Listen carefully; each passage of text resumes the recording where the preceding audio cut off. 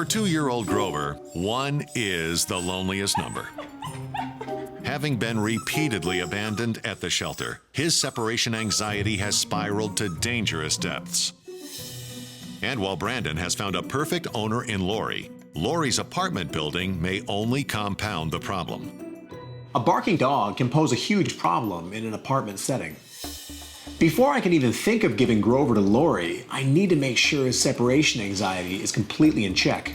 Because Grover's anxiety training plateaued on day 1, Brandon seeks out a new approach: simple arithmetic. In the case of Grover, because his anxiety is so bad, I now have to layer different techniques on top of each other until I find the right equation to solve his issue.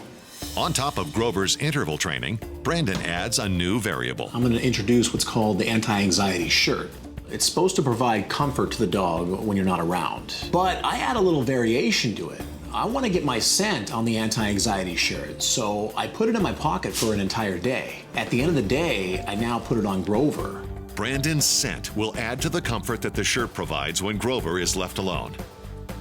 So from there, I go back to step 1, which was going outside and viewing him on the monitor. And instantly I notice he's calm much quicker and for longer periods of time.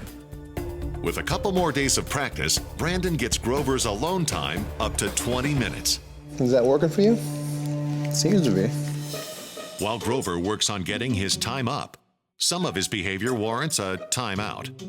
So I get up off the couch to go check my email, and Grover decides to follow me, but he decides to take the shortcut, which is the coffee table. Oh, really?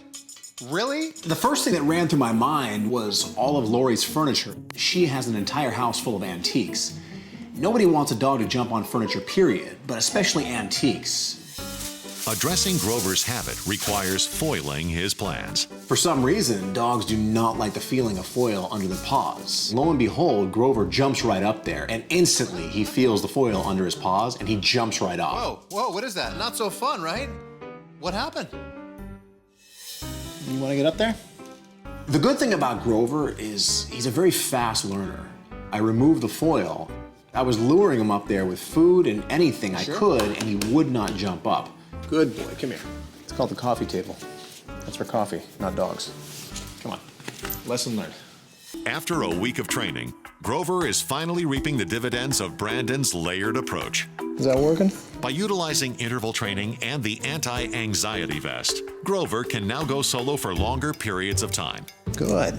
But once again, his training plateaus. So far with Grover, I've done the timed anti-anxiety training, followed by the anti-anxiety shirt mixed with my scent on it. The layers are starting to stack up, and now it's time to add yet another one. For this, Brandon relies on his own voice. No dog surpasses the Poodle in intelligence. He has a quality of mind that borders on the human. This training method is called voice recognition, and this is where I record my voice into a recorder and loop it consistently, so when I leave the house, my voice will constantly be playing, hopefully calming Grover down even more. The Poodle is naturally a sporting dog and was formerly used for that purpose. Brandon sets up the loop and, like the previous training sessions, steps out with his monitor. Right away, I notice him start to pace around the house, looking out the window. The big question is, will he continue doing this? A little while later, I noticed the pacing started to slow down. He actually went over to the pile of toys and grabbed a chew, jumped on the couch, and I don't see any stress out of him, any high levels of anxiety. The monitor has a microphone. I hear everything, and not so much as a peep comes out of Grover. After a couple hours, I was completely satisfied. Come here.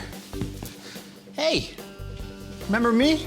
Most dogs that have high levels of separation anxiety show you their worst in the first 10 to 15 minutes. Grover showed me his best over the course of 2 hours. Coming up, 3 unique solutions. But will they add up to a forever home? And what's running through my mind is, maybe he's just not ready. Maybe this is a bad idea. Over the course of his 2 short years, Grover the Poodle Mix has endured a life of instability, resulting in a paralyzing fear of abandonment. But after 2 weeks of training and confidence building at Lucky Dog Ranch, he's curtailed his separation anxiety and is ready to make his final move to a forever home.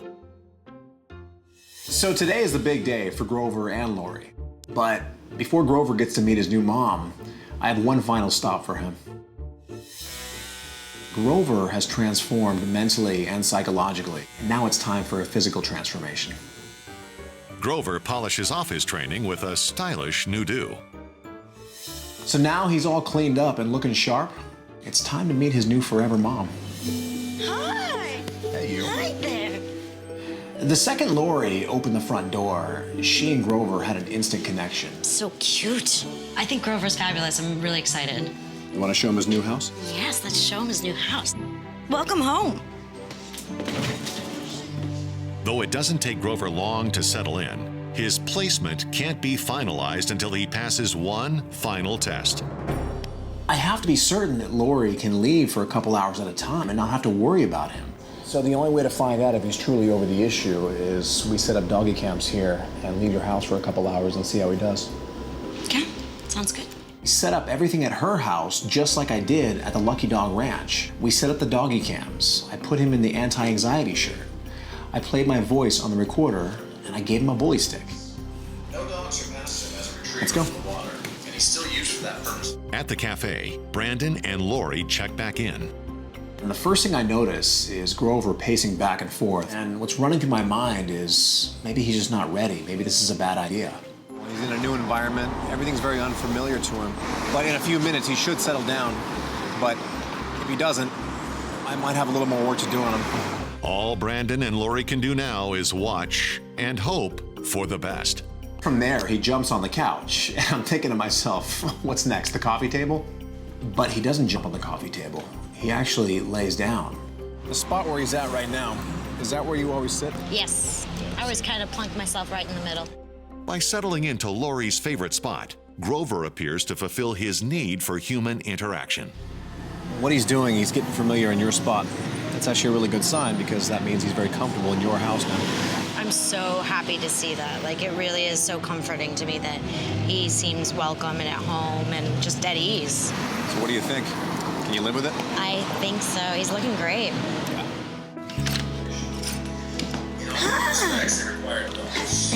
Hi. What are you doing? Hi.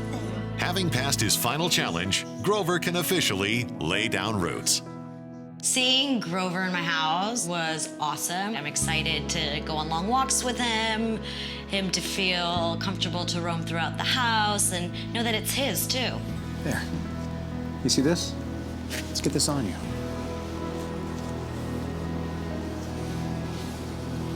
Welcome home, buddy. He's all yours. Thank you. Take care of him. I will, I promise. So long, Grover. Say bye-bye, Grover.